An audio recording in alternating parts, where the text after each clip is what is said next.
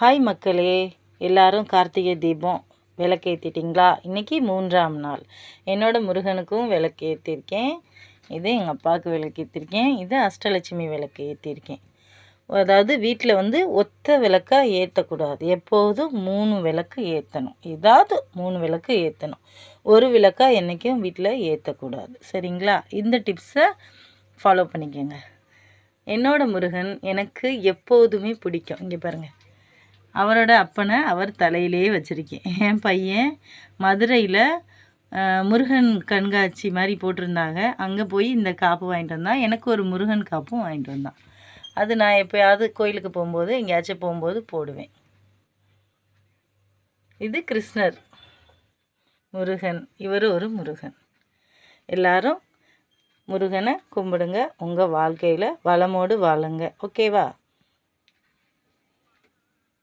ஜெயிச்சிடலாம் கண்டிப்பாக. விளக்கு போட்டுக்கிட்டே இருங்க.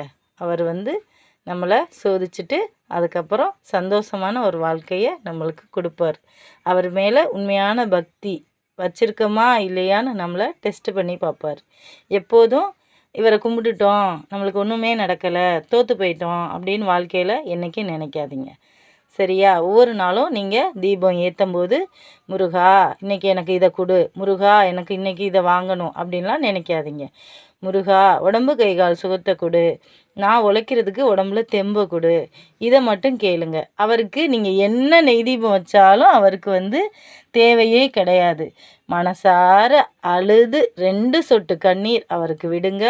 உங்கள் வாழ்க்கையில் நீங்கள் ஜெயிச்சிடுவீங்க. அவர் நம்மளை சோதிக்கிறது எதுக்கு தெரியுமா?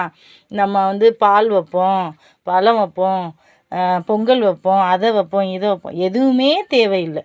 விளக்கு மட்டும் பொருதி 2 சொட்டு கண்ணீர் அவர் காலடியில் விழுகிற மாதிரி நம்ம அழுகும்போது நம்மளை உண்மையாக அவர் பிள்ளையாக ஏற்றுக்கிடுவார். சரிங்களா? எல்லாரும் இதை கடைபிடிங்க. ஓகே, பாய் மக்களே.